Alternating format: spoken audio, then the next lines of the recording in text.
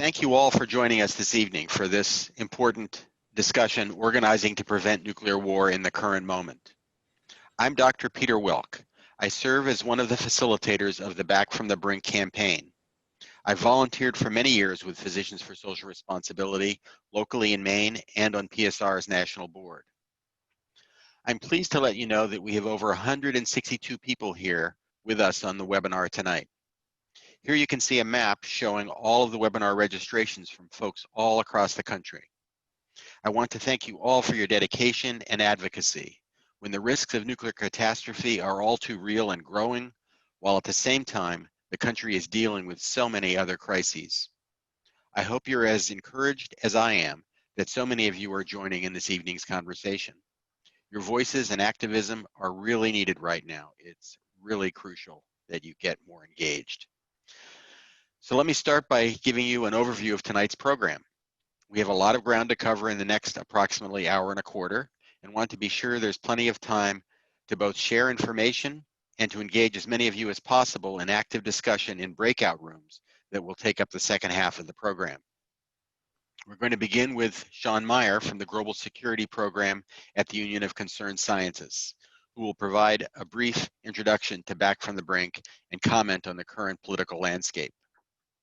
Then Dr. Vincent Intondi, Professor of History and Director of the Institute for Race, Justice, and Civic Engagement at Montgomery College, and author of African Americans Against the Bomb, Nuclear Weapons, Colonialism, and the Black Freedom Movement, will share his insights on the intersectional nature of nuclear weapons and how these intersections can inform our organizing in the current moment.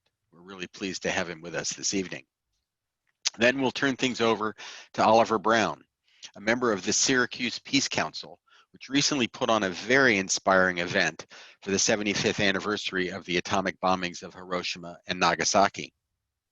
Oliver will share how they were able to engage with the mayor of Syracuse and persuade him to issue a proclamation in support of Back from the Brink at their 75th anniversary event. It's especially noteworthy, and why we invited him to present this, for us to all learn about how they were able to accomplish this during these difficult times. We'll then hear from Denise Duffield, Associate Director of PSR Los Angeles. Denise will talk about intersectional organizing in LA, as well as sharing some Back from the Brink organizing tools that can help you with your local efforts. Following these presentations, we'll split up into smaller virtual breakout rooms for what I think may be the most important part of the evening, for facilitated conversations among all of you about the campaign and organizing strategies to move it forward. Finally, we'll come back together again for some closing thoughts and suggestions from Danny Hall, Director of Public Affairs at Soka Gakkai International. So I'm now just going to take a moment to introduce my colleagues, Madison Arnold Serbo from the Union of Concerned Scientists and Alex Jassett with PSR LA. Madison and Alex will be helping us behind the scenes today and responding to your questions. I'm going to turn it over now to Madison, who will address some logistical issues. So I hope we have a great evening together. Thanks, Peter. Hello, everyone. As Peter mentioned, my name is Madison Arnold Skirpo from the Union of Concerned Scientists, and I'm going to be talking about some fun logistics and also bringing us through some of our interactive portions of this evening. So you'll see on the screen, there's a bunch of different ways that you can format your screen so you can sort of see what you want to be seeing. So one of the things that I'll point out to you is that it's possible to see a side-by-side view of the slides and the different participants and those of us speaking. And to find that, you'll go up to the top of your screen, and there's a view options, viewing options part that, yes, view options side-by-side mode. And that would allow you to do that.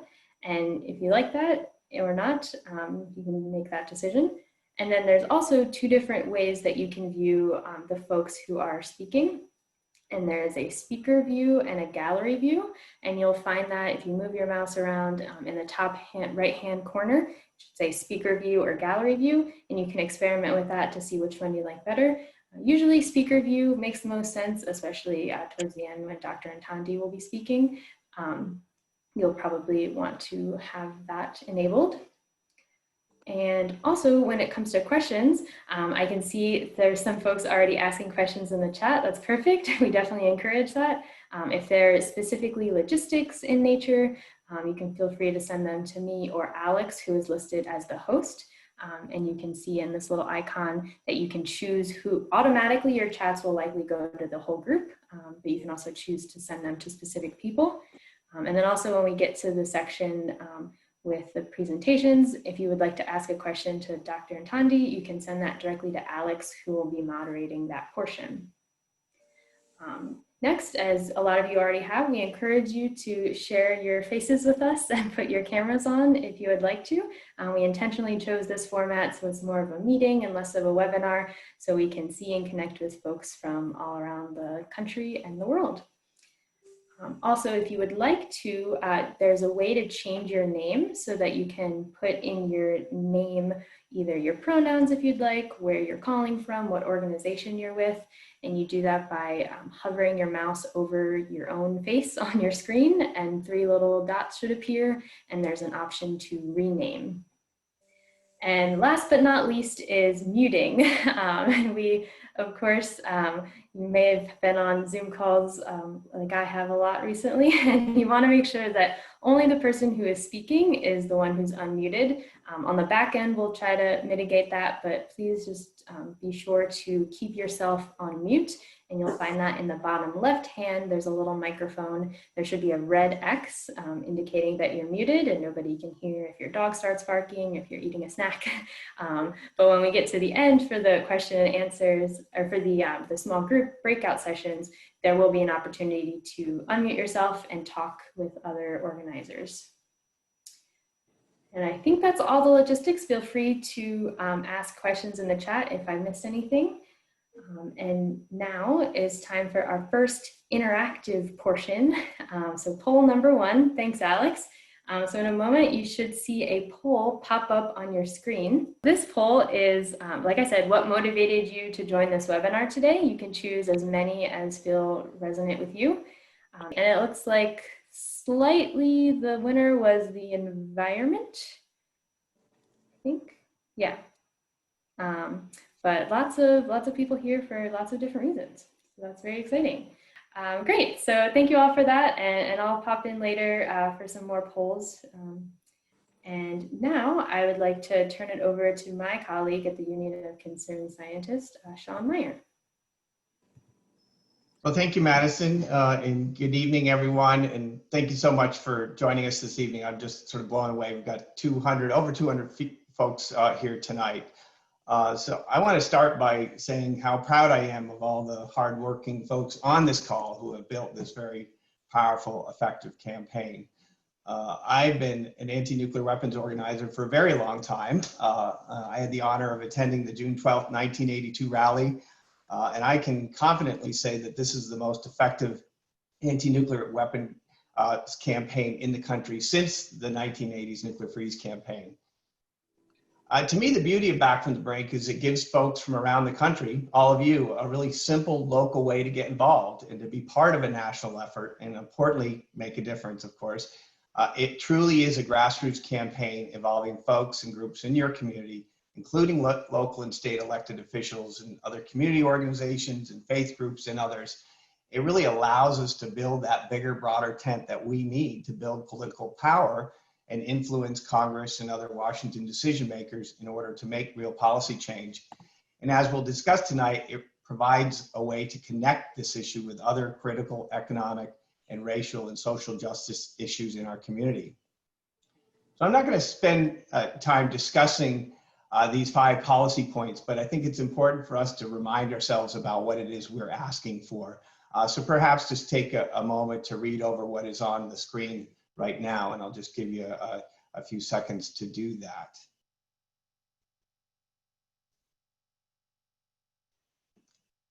So it's really quite impressive, the support that we've garnered from organizations large and small across the country. I didn't see that. I didn't see that screen. It didn't come onto my screen.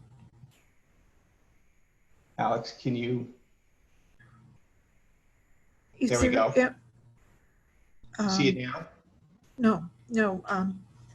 Did I put myself on the wrong thing here? Um, did I make the wrong choice on these little logos up there that say how?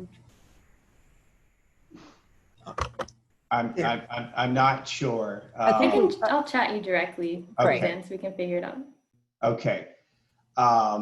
So we have, I think at last count, we're at some 330 organizations, policy groups, health groups, environmental, faith, peace, and justice organizations. And again, really thanks to the hard work of so many of you in communities around the country. And success begets success. And I think we'll see many more groups not only endorsing Back from the Brink, but being more directly involved in this campaign, and really seeing how the issue of nuclear weapons and nuclear weapons spending is so connected to COVID and economic recovery in the fight for racial justice, and really the necessity for us to really completely rethink what we need to do as a country to invest and to make our country and our communities safe and secure. And as you likely know, Back from the Brink organizers have helped secure adoption of resolutions from 46 cities and towns, and I think a couple of counties, and 6 state legislative bodies supporting Back from the Brink's policy recommendations, in many cases also supporting the treaty on the prohibition of nuclear weapons. I'm happy to tell you that at least our count from our registrations of earlier was that we had representatives from some 26 communities who have helped win these resolution efforts who are here tonight. And I was hoping that either Alex or Madison could perhaps include in the chat the list of cities and towns that are represented here tonight. So before I introduce Vincent Intondi, I wanted to set a little context as we close in on perhaps the most consequential presidential election in US history, and as we inch closer to the entry into force of the UN ban treaty, which I just mentioned. And while it may sound strange to state it this way, I want to suggest that this moment presents a real opportunity to bring this issue, the existential threat posed by nuclear weapons and the imperative to abolish them from the planet, into conversations and policy debates around very fundamental issues that so many of us are talking about. Issues like justice and racism and violence and security and safety and governance and power. It's a moment, I contend, when more people will listen and not dismiss the issue as something we leave up to the generals and the quote people in Washington. I know, many folks and organizers on this call faced resistance from their local leaders who resisted Back from the Brink as not a local issue or something local officials should be spending their time thinking about. And as I think we'll hear from our friends from Syracuse, that mindset really may be shifting, and local officials seem much more open to connecting the issues, particularly in the context of our spending choices and investments. So here's some really good news. The UN ban treaty, the treaty on the prohibition of nuclear weapons, is about to become international law, a legally binding instrument making nuclear weapons, like chemical and biological weapons, illegal. So in order to become international law, 50 countries must ratify the treaty. And so far, 44 countries have done so, and several more are on deck to do so in the coming couple of months. So once 50 nations are on board, there's a 90-day period before entry into force. So what we're looking at is probably early to mid-January when this historic treaty goes into effect. And this really will be a tremendous moment in our movement and in our effort to abolish nuclear weapons, and really a moment to bring attention to the issue and engage our communities and, of course, our elected officials. So the not so good news, of course, is that tensions and conflict among many nuclear weapon states are very high. And as we well know, those tensions can turn into armed conflict on a moment's notice. The list of troubles and hotspots is quite long, unfortunately. Of course, the US and China relations are probably at its worst point in decades. The US and Russia, of course, India and China, are engaged in some would say sort of armed conflict at this very moment. North Korea, Iran, and of course many of these nations, including our own, are racing to develop new weapons and new technologies and new ways of killing people. I'd encourage everyone to take some time to read a recent article in Sierra, which is the magazine of the Sierra Club, which by the way endorsed back from the Brink some time ago, and really as an organization is getting much more involved and active on the issue of nuclear weapons. And again, I think Madison or Alex is going to drop a link to that article in the chat, which I don't have on my screen right now. So as far as the Trump administration, I'm not going to spend any time really running through the rather long list of things that they have done that really have unraveled decades of nuclear arms control and non-proliferation progress. But I think it is worth mentioning their most recent sort of egregious move, which is their steps to resume explosive nuclear testing. I think we all know that this would be an unmitigated disaster and would likely motivate other countries to follow suit and take other actions to respond to this. And of course, if they were to do so, it would once again put so many downwinder communities at grave risk with really potentially severe health and environmental impacts. On this issue, the good news is that the US House has voted to prohibit this from happening, and will, I suspect, have a pretty all-in hands-on-deck moment probably after the election, when we'll need to do all we can to make sure that the House position prevails when the House and Senate reconcile their versions of what's called the annual defense authorization bill. It's looking as though that's not going to happen until after the election. I want to end by coming back to my suggestion that there is a real opportunity now. Again, we're weeks away from an historic election, presidential and congressional, and many of us are already and will be involved in so many ways, interacting with candidates, receiving and sending emails and texts, giving money, attending virtual events. So let's take advantage of these opportunities and talk about nuclear weapons and their costs, and connect these issues and pose challenging questions and educate fellow voters. So with that, let me introduce my friend Vincent Intondi. I think I would describe Vince as a force of nature. He is one of the most thoughtful and passionate advocates our movement has. His book, African Americans Against the Bomb, really tore apart the myth that only privileged white folks care about this issue, and really detailed the really critical role that African American leaders have played on this issue from the very dawn of the atomic age. He speaks eloquently and forcefully about how racism has been a core tenet of US nuclear weapons policy from the get-go. He cares deeply about bringing new voices, particularly young people, into this movement, and he sees the big picture, a picture that has as its center the issue of justice. So Vincent Intondi is a professor of history and the founder and director of the Institute for Race, Justice, and Civic Engagement at Montgomery College in Tacoma Park, Maryland. He's currently writing a book about the June 12, 1982 rally that I mentioned before, which to this day, is the largest political demonstration in US history in one location. So with that, Vince, take it away. Thank you. Really shows how much we care about this issue when it's the start of the NFL tonight, and I'm getting all these texts about the Lift Every Voice being played and what's happening. And so you can show how it matters how dedicated we are, that we're willing to say, okay, we're going to put sports on hold for tonight and look at this issue. And I also, in addition to thanking Sean and all the partners and everybody that invited me and put this together, it means a lot to me as somebody that was born and raised in Syracuse, New York, to have Oliver following me after this. And I'm so proud of what the Syracuse Peace Council has done. My dear friend Diane Swords, who I know is with us tonight, I bleed orange, so I'm just very, very happy and thankful that of what they have done. And in a weird twist, a couple of days ago, actually, I had a student that I was talking with on Zoom, an African-American student, and he is taking a course of mine in African-American history. And he said to me, why do you always talk so much about nuclear weapons on Twitter and writing and so on and so forth? This issue is boring. It's not cool. It's who cares about this issue? I'm doing all of these other things with Black Lives Matter. And we spent some time talking about all of those in African American history who cared about this issue. Many that you've, thankfully have read my book and know about. But beyond that, we talked international, and we talked about Central America and South America and how they become nuclear-free zones.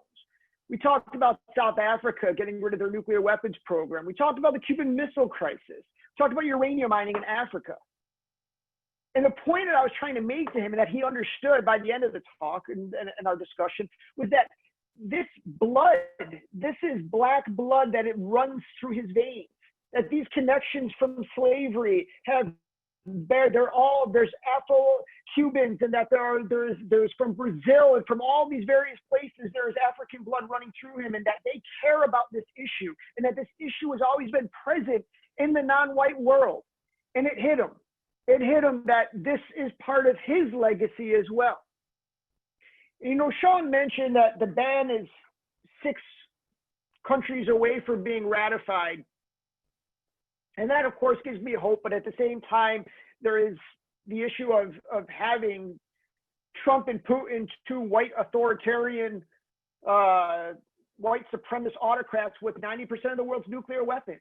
And it can be easy for me personally, who fights so much for as an anti-racist and to fight against for nuclear disarmament, to get defeated, to feel defeated.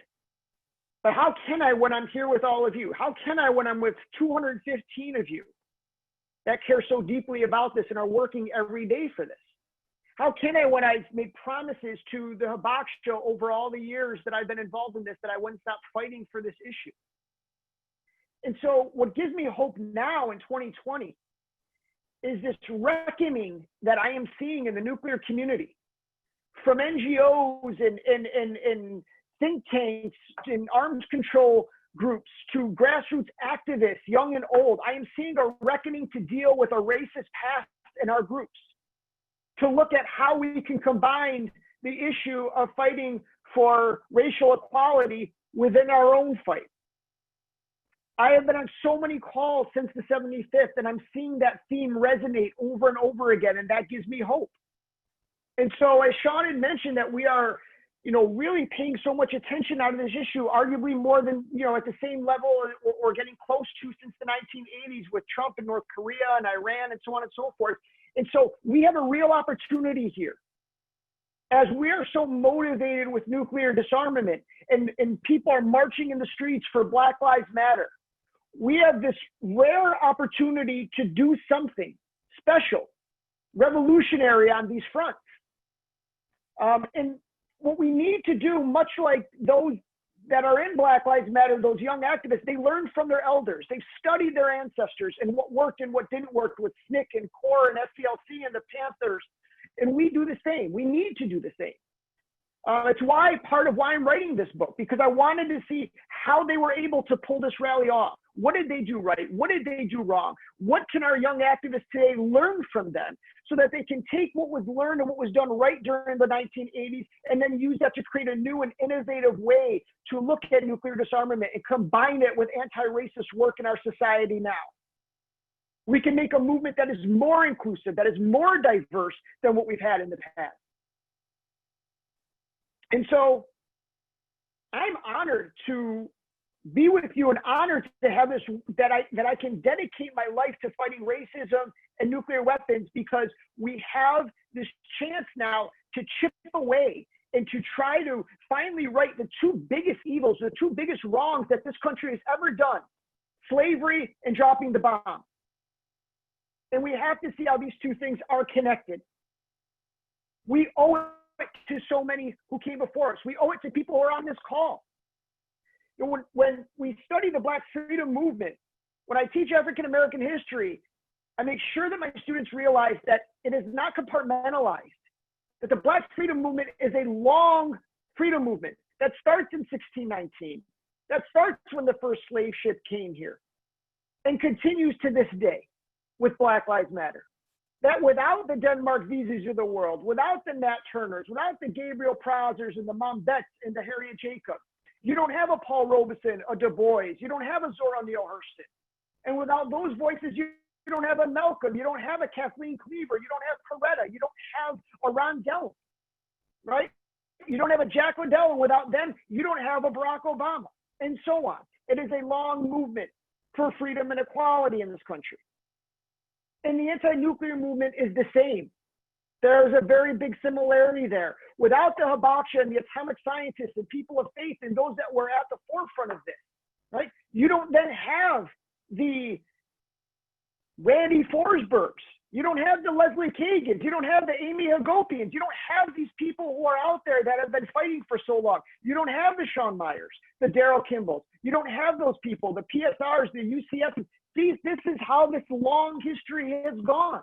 And without those activists, without the Leslie Kagans, without the Randy Forsbergs, you don't have brilliant young activists like Tristan Guyette or Molly Hurley today with Beyond the Bomb. You don't have an ICANN. You don't have a Band of Bomb. It is one long movement to try to end this nightmare. And so for me, it is so much more important that we get in breakout rooms and we have these discussions and we hear all of your thoughts and ideas and so on and so forth. For me, I think it is, I've been pushing that I think on June of 2022, we should try with everything we got to commemorate and to replicate June 12th, 1982. It'll be the 40-year anniversary.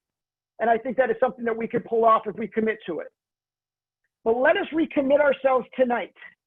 Let us think back years from now that September 10th, 2020 was the night that we got together and recommitted ourselves to fight against racism and fight for nuclear disarmament in a way we've never done before. Because it's not about us. We know that nuclear weapons and racism will probably be here when we all die. It's about future generations. And if we can say when we die that there is a little bit less racism in this world, that there are fewer nuclear weapons in this world, then we won, then we were victorious. And that matters. It matters for my 14-year-old niece. It matters for your children, for your grandchildren. And that's all we can do. So I'm honored, and I want to thank you all for having me speak tonight. Thank you. Thank you very much for that, Vince. That was really excellent and really encouraging presentation. So for those of you who don't know me, my name is Alex Jassett, and I will be moderating the upcoming Q&A right now. I'll just go through just a quick reminder for people who haven't sent questions yet. You can click the chat function and send them to me privately. My name is Alex Jassett, PSRLA. You can see it right underneath me. And if you send me a chat there, I will see it. We have gotten a few questions here. Let's see. Okay, so the first question is, what can anti-nuclear activists do to keep this issue in people's minds when most people are rightly focused on surviving the multiple national crises we face and preparing for the upcoming election? Are these questions all directed for me, Alex? Yeah, we'll just have two questions, Okay. for you, Vince, and then we'll move on to the breakout sessions.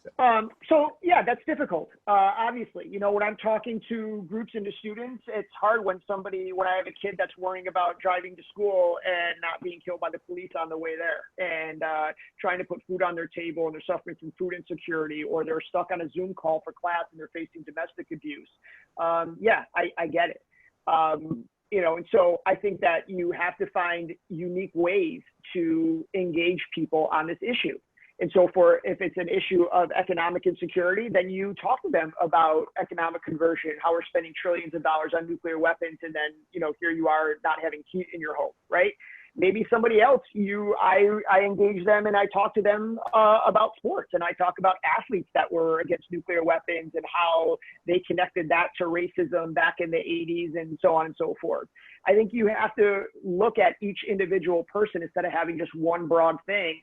And there is that larger issue of, like Martin King used to say, which is, it doesn't matter if we achieve all this social justice if we're all dead from nuclear war. And that's certainly something, but, you know, that can also come off as kind of patronizing, and you don't want to be dismissive of the real problems that are going on in people's lives. So I think that you have to be compassionate and empathetic about what's going on, and also realize that you can fight on multiple fronts, right? And so that's kind of how I approach, you know, instead of having just one message, I look at who am I speaking with, whether it's a person of faith or and so on and so forth, and then kind of tailor how I'm going to speak to them or how we're going to discuss this, you know, in that way.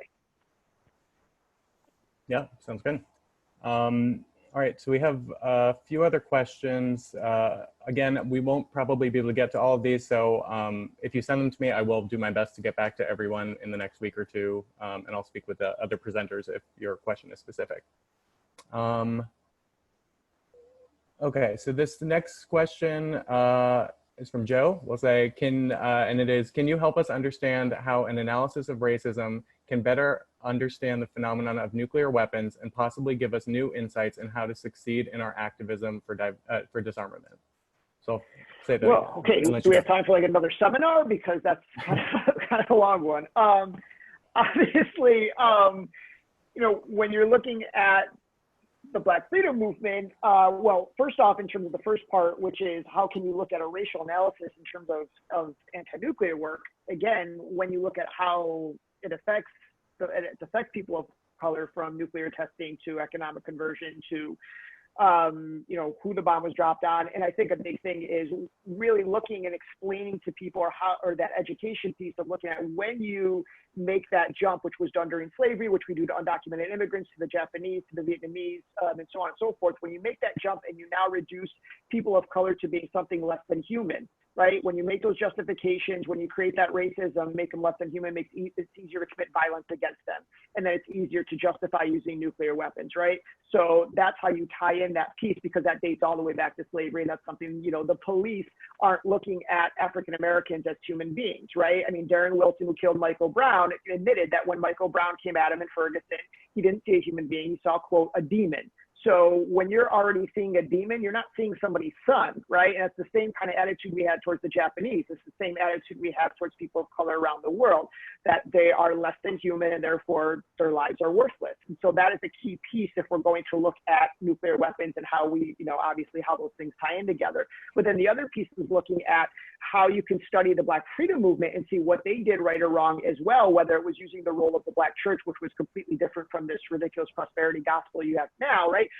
So looking at the role of where gender played in the civil rights movement, because there was a gender hierarchy, there was homophobia, and those are things that also are in the anti-nuclear movement. So we can look at those things and see, study those kind of movements, if you will, and see what they did right or wrong. So I think that can also be of value. Great.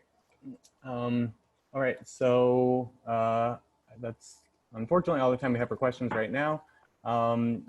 But thank you all for submitting questions, and I will, as I said, get back to everyone if I can. So up next we have, we'll be hearing from Oliver Brown, who's an organizer with the Syracuse Peace Council. And we'll be hearing about their recent successful efforts to organize the city of Syracuse to pass a Back from the Brink resolution in the midst of the COVID-19 pandemic. So Oliver, the floor is yours. Okay, did I successfully unmute? Yep. Okay, well, that was certainly a tough act to follow, but after that inspiration, I'll be talking about more nuts and bolts issues, I guess. So in March of 2019, the Nuclear Free World Committee of the Syracuse Peace Council invited Dr. Ira Helfand to come to Syracuse and talk about the Back from the Brink campaign. We were so inspired by his talk that we decided to join the campaign. We brainstormed different groups that we could interest in endorsing the campaign, and we started meeting with our elected officials. We developed a PowerPoint presentation and started taking it to groups on our list. When COVID-19 hit this past March, we adapted our presentation to Zoom.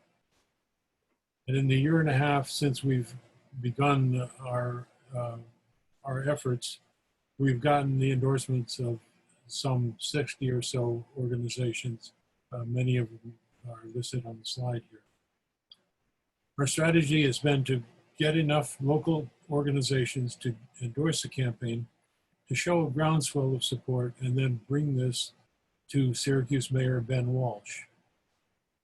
After sending 2 letters and getting no response, one of our associates called a friend who works for the mayor, and that got the ball rolling, and we finally got a Zoom appointment with the mayor. We began with a short PowerPoint presentation to explain the Back from the Brink campaign, We described how a nuclear war could wipe out the entire human population, including the population of Syracuse. We emphasized how the money spent on our nuclear arsenal could be spent on all our national and local needs: healthcare, education, affordable housing, infrastructure, etc. Further, in the time of COVID-19, our cities and municipalities need this money more than ever. A representative of each of the endorsing organizations then gave a short statement saying why they were endorsing. Each one offered a little different perspective.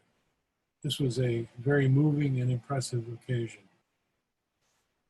The mayor said that when he looked at his calendar that morning, he wondered why, with everything going on right now, Black Lives Matter protests, police brutality issues, the pandemic, severe budget cuts, and the very local and very emotional issue of removing a significant Columbus statue from downtown Syracuse. We do have a large and vocal Italian-American population. He wondered, with all this going on, why he was meeting with an anti-nuclear group. What did they have to do with Syracuse and with him as mayor of the city? So after the presentation, he told us that he was very glad we had done the PowerPoint so he could learn what we were all about, and that he had been glad to hear the testimony of the local endorsers with each point of view. Rather than ending with a typical politician's, "I'll get back to you soon," or "I'll talk this over with my staff," the mayor took us all by surprise when he said, "Well, this is really a no-brainer. The city of Syracuse will endorse Back from the Brink." We were quite frankly flabbergasted at the immediacy of the response. That's Ben Walsh in the middle of that slide there. Every year on August 6th, the Syracuse Peace Council commemorates Hiroshima Day with a silent procession through the city. This year, the 75th anniversary of the bombing of Hiroshima and Nagasaki, we could not have the procession, so instead we had a press conference on the steps of City Hall and invited the mayor. Speakers remembered all of the victims of the nuclear bombing, nuclear domination, and nuclear expense. The activism over the years that has produced safeguards against nuclear war was honored. And finally, we committed to stepping back from the brink of nuclear war. Mayor Walsh then issued a proclamation stating that the city of Syracuse will be joining cities and municipalities across the country who are endorsing the Back from the Brink campaign. He further proclaimed August 6th to be Back from the Brink Day in Syracuse. Since that occasion, the Syracuse Common Council has also endorsed the Back from the Brink campaign. I want to acknowledge the dedicated energy and organizational skills of Diane Swords, who led us through these activities. And now I would like to introduce the next presenter, Denise Duffield, Associate Director of Physicians for Social Responsibility, Los Angeles. Okay, I'm unmuted. Can y'all hear me? Good. My name is Denise Duffield. I am the Associate Director of Physicians for Social Responsibility, Los Angeles. And I want to really thank Oliver. The organizing that you folks have done in Syracuse is just a great example of how we can move back from the brink forward, even during these perilous times. Each and every local Back from the Brink effort makes a difference. Together, we're providing sorely needed education about nuclear weapons to local leaders and to our own communities, building new relationships and coalitions. We then bring this growing tapestry of organizations, towns, cities, counties, and states with us when we lobby our elected officials. We can show Congress members how many and what kind of organizations in their district want them to take action on common sense policy solutions to prevent nuclear war. We can show them how many cities in their district voted to adopt resolutions in support of these policies. And we can let the media know too, with press releases, letters to the editor, and op-eds. A key component of Syracuse's success was building local support from diverse allies and highlighting the intersections of nuclear weapons with other critical issues. It was key for our efforts in Los Angeles too, though we have a lot more outreach to do with our environmental and racial justice partners and many more Southern California cities to approach. Today, the current moment requires us to organize differently, using Zoom for most of our meetings and events, and striving more than ever to connect the struggle for nuclear abolition with the struggles for environmental, racial, economic, and climate justice. This moment also requires us to redouble our efforts to build diversity and intersectionality in our organizing, the coalitions we build, and perhaps most importantly, among us, nuclear abolition activists ourselves. It's long overdue. Nuclear weapons are a justice issue, but we don't always talk about them that way, and I think we should. We have to talk about the devastation of nuclear war and the increasing risk of it actually happening. But it's also critical to talk about the incredible harm nuclear weapons have done and continue to do to communities throughout the country, their disproportionate impact on women and communities of color, and their impact on the environment and heightened risks associated with climate change. So one of PSRLA's new board members a few months ago just flat out told us that he would have trouble getting young medical residents interested in nuclear weapons. But a few weeks ago, I showed him this page on Back from the Brink's website about nuclear weapons intersections, and he got super excited and said it was going to make a big difference in his outreach. He, like many people, simply wasn't aware of these intersections. We've also seen success like we saw in Syracuse with local efforts that highlight the amount of money that we spend on nuclear weapons, especially in light of the current crisis, such as the mass, not missiles framing. And I agree, it has been exciting to see recently a concerted effort from nuclear disarmament groups to partner with frontline communities and work to center their voice in the movement. Habakasha, Downwinders, the Marshallese community, atomic veterans, indigenous peoples living near uranium sites and other nuclear weapons infrastructure sites, communities near nuclear weapons and waste sites. It's critical that we lift up their struggles and stories, and that wherever possible, we express our solidarity by supporting specific battles, whether advocating for Trinity Downwinders to be included in the Radiation Exposure Compensation Act or to stop expanded plutonium pits. So Back from the Brink is a great tool for reaching out to local allies and building new relationships.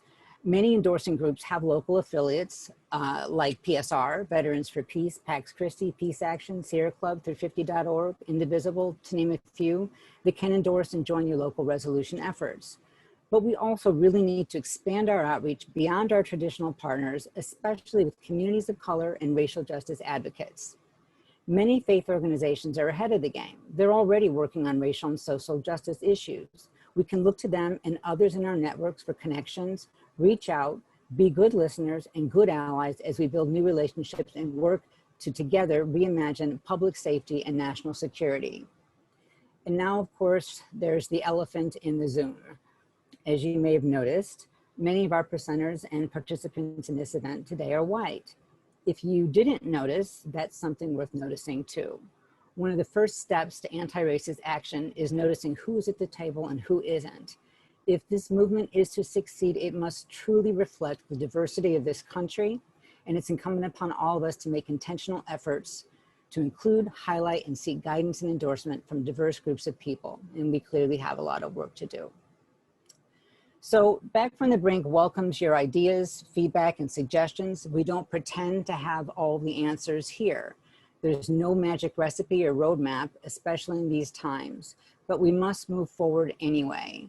A phrase from the great Brazilian educator and activist, Paulo Freire, comes to mind, and that is, we make the road by walking. And I think that's what we're doing here.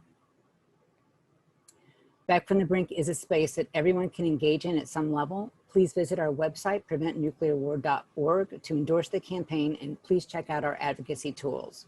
We also want to invite all of you to join our task force, which has monthly calls on the third Tuesday of the month at 10 Pacific, 1 Eastern.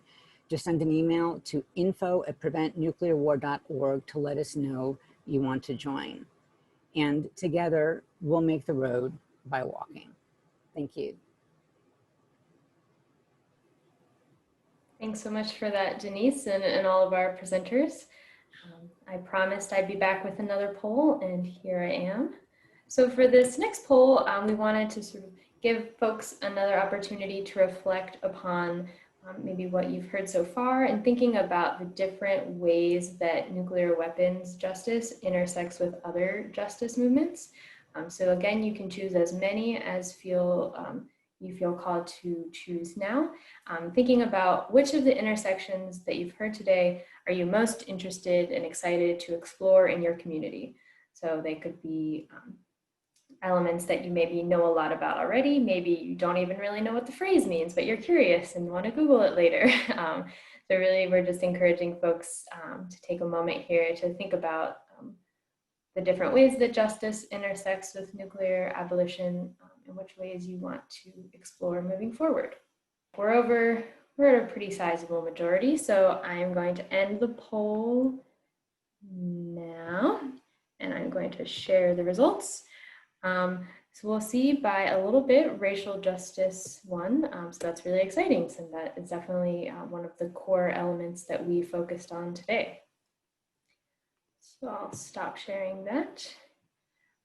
And great, and again, as I alluded to earlier, now is another exciting part for even more interaction, where we get to use the magic of Zoom breakout rooms to be whisked away into smaller groups, where we will have the opportunity to all be unmuted one at a time and talk to each other and really think about more of how we reflect on what we've discussed today, and think about specifically how what we've learned today might apply to our local context. So in a moment, I'm going to put in some questions here to the chat that we can use as starting off points. Each of the groups that you'll be put into has a predetermined facilitator and note taker who will lead us through. And in a moment, you'll see a pop-up, and all you have to do is press join. It'll whisk you into the group. You'll be in there, I think for about 20 minutes or so. Alex will send us a notification giving us a bit of a warning when it's time to come back, and then it'll be whisked back into the main group where we'll have a some closing remarks. All right, are we good to go, Alex?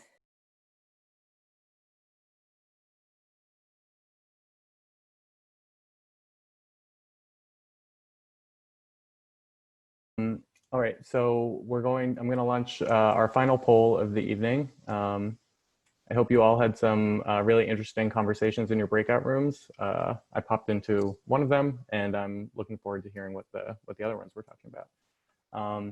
So our final poll of the evening is this question. Hopefully everyone sees it.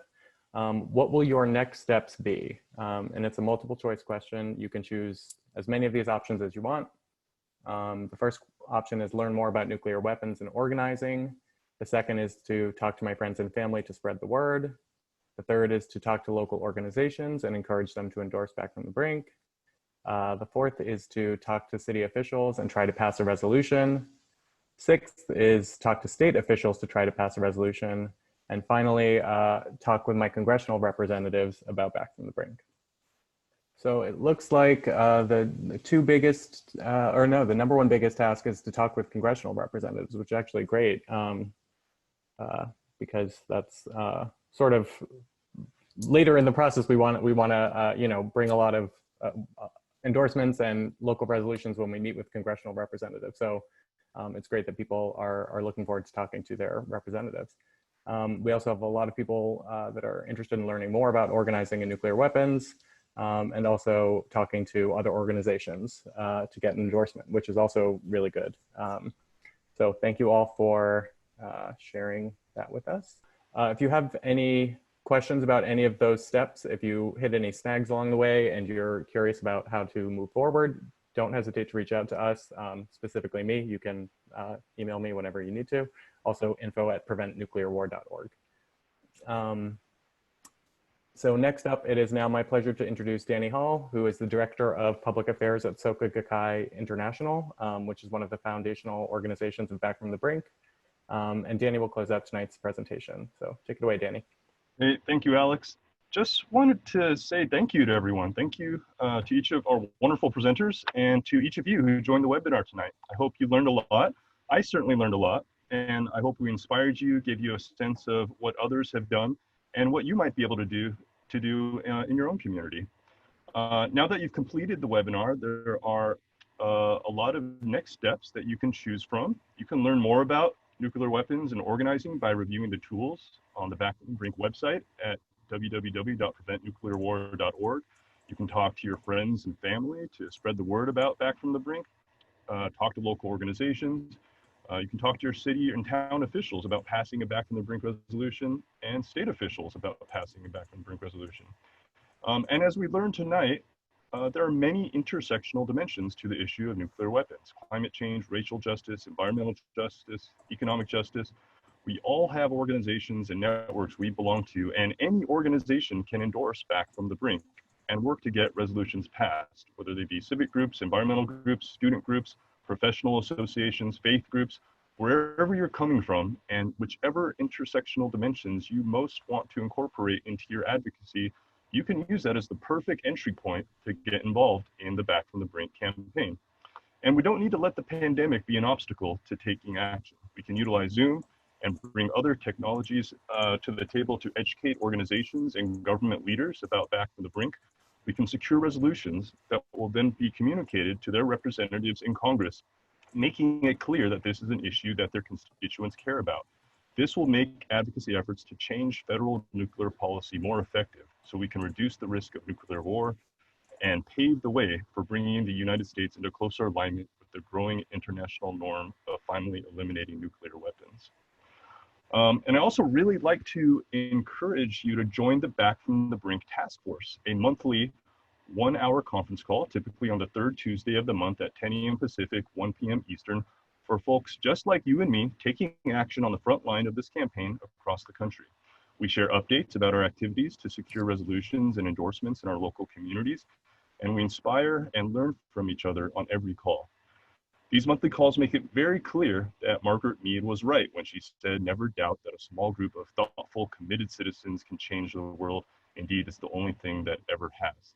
They continually renew my confidence each month that together we will achieve a fundamental change in U.S. nuclear weapons policy. And I really want to emphasize that we are here to help. If you're inspired and you want to get going, we can help you with that. On the screen are various ways that you can get in touch with us.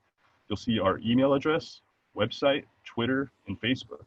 We'd love for you to follow our accounts, interact with us, and be a part of this campaign. So let's stay in touch. Let's do some exciting things together. Thank you so much, and have a wonderful rest of your evening.